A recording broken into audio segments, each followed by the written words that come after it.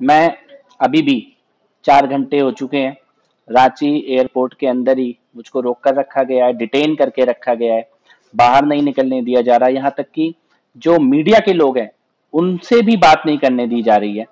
मुझे नहीं पता कि इस प्रकार का बैन, प्रतिबंध, रोक ये मुझ पर लगाने से क्या हासिल होगा सरकार को। मैं तो रुपेश पांडे जी के शोक संतप्त परिवार से मिलने के लिए आया हूँ, उनके दरवाजे पे खड़ा होने के लिए आया हूँ।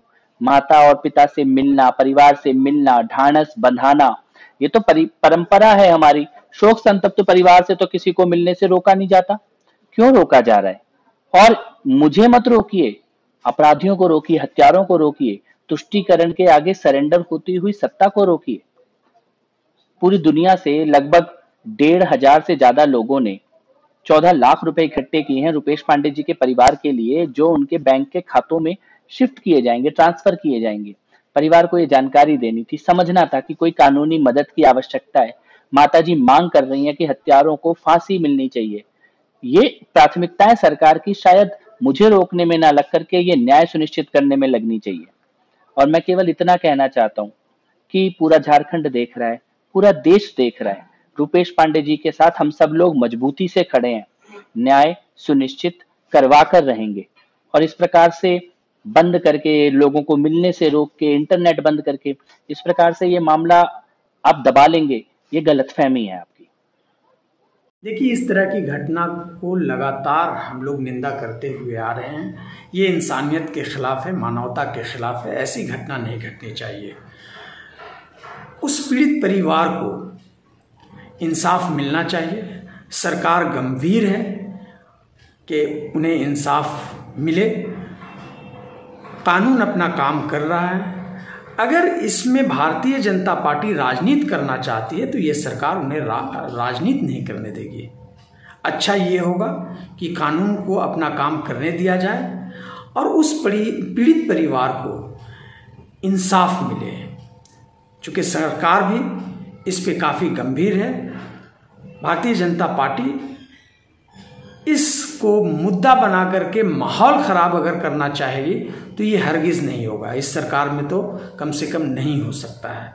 तो इसलिए कानून को काम करने दिया जाए, उस पीड़ित परिवार को इंसाफ मिले, ये सब हम लोग चाहते हैं। नहीं आने दिया जाना चाहिए। देखो, कपिल मिश्रा जी हमारे विधायक रहे, दिल्ली के अच्छे नेता हैं। अगर देखो, हमारी संस्कृति है, भारतीय संस्कृति क्या कहती है, दुख सुख में लोग जाते हैं। किसी शादी ब्याह में जाओ, नहीं जाओ तो उतना नहीं मानते, लेकिन दुख की घड़ी में पराए भी जाते हैं कि नहीं भाई, हम अफसोस करने जा रहे हैं। और ये तो टीनेजर बच्चा था ना, टीनेजर बच्चा था, उसकी पूरी ज़िंदगी ख़त्म हुई, बलिदान दे दिया उसको। अब उसको मॉब लिंचिंग से मारा गया। अब सरकार बोल रही है कि मॉब लिंचिंग नहीं है। अच्छा भैया, नहीं है, उस बच्चे की जान गई ना। एक बच्चा था उसके परिवार में, कैसे मारा वो तो हमको पता लगा, तो फिर हमने पार्लियामेंट में इस बात को रखा, तब देश दुनिया ने जाना। और आप देखो कि कपिल मिश्रा आ रहे थे, इन्होंने कहा कि मैं बच्चे के परिवार को 18 लाख रुपए देना चाहता था।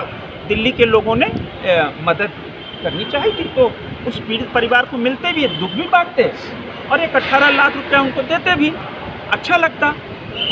तो देखिए, प्रशासन को इस कदर नहीं काम करना चाहिए। देखिए, लॉ एंड ऑर्डर मेंटेन करो, लेकिन किसी व्यक्ति को रोकना, हमको आने जाने बोलने की स्वतंत्रता है। यही तो भारतीय लोकतंत्र, दुनिया का सबसे बड़ा लोकतंत्र है, यही तो उसकी खूबसूरती है। आप किसी भी जनप्रतिनिधि को आप एयरपोर्ट पर रोक दो कि नहीं साहब, दुख बांटने नहीं जाओ, तो क्या वही हुआ ना कि मोराबादी में गोली चली तो मोराबादी के दुकानदारों को कहा साहब दुकान बंद कर दो, दुकान नहीं खोलोगे। शहर में हत्या हो गई, शहर बंद कर दो, आदेश, कितना लोग चलेंगे ना, हत्या होगी। उसी तरह भाई लॉ एंड ऑर्डर का प्रॉब्लम है, लॉ एंड ऑर्डर आप मजबूत करो, आप अपने जो पुलिस तंत्र है उसका मजबूत करो, है ना। मजबूत रहता तो हत्या कैसे हो जाती। अब बाद में कोई घटना नहीं घटे तो ये पुलिस का है, कोई आता है जाता है तो उसको रोकना हमारे लोकतांत्रिक अधिकार का हनन है।